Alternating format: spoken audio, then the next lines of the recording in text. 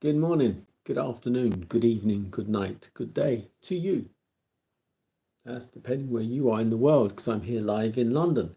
I'm doing our nighttime devotion. The devotional is called Conflict and Courage. The title today, Divine Healing.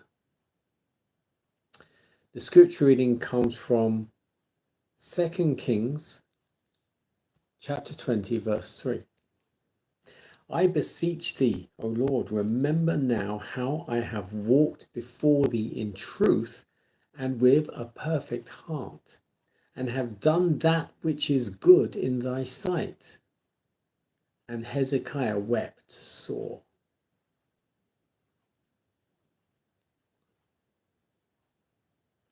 So this is following on from yesterday's devotion, talking about Hezekiah.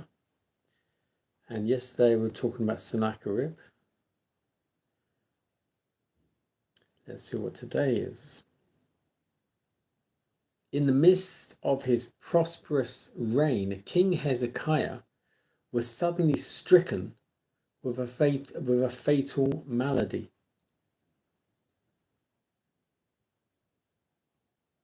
Sick unto death, his case was beyond the power of man to help, and the vast vestige of hope seemed removed when the prophet Isaiah appeared before him with the message, Thus saith the Lord, set thine house in order, for thou shalt die and not live.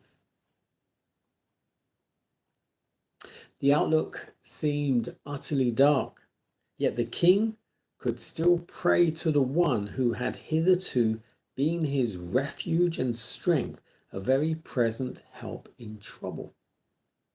And so he turned his face to the wall and prayed unto the Lord.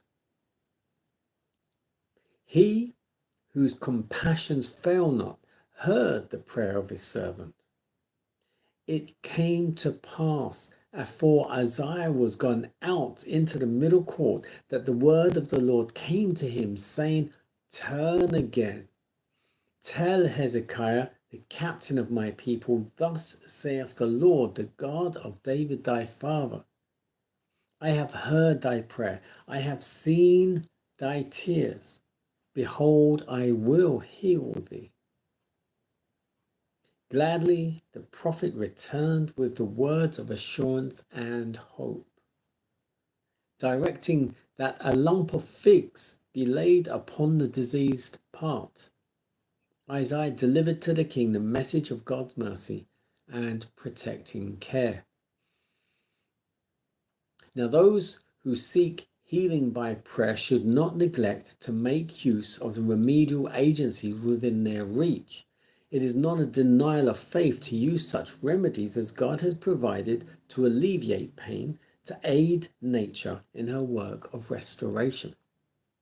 God has put it in our power to obtain a knowledge of the laws of life. This knowledge has been placed within our reach for use. We should employ every faculty for the restoration of health, taking every advantage possible, working in harmony with natural laws. When we've prayed for the recovery of the sick, we can work with all the more energy, thanking God that we have the privilege of cooperating with Him and asking His blessing on the means which He Himself has provided.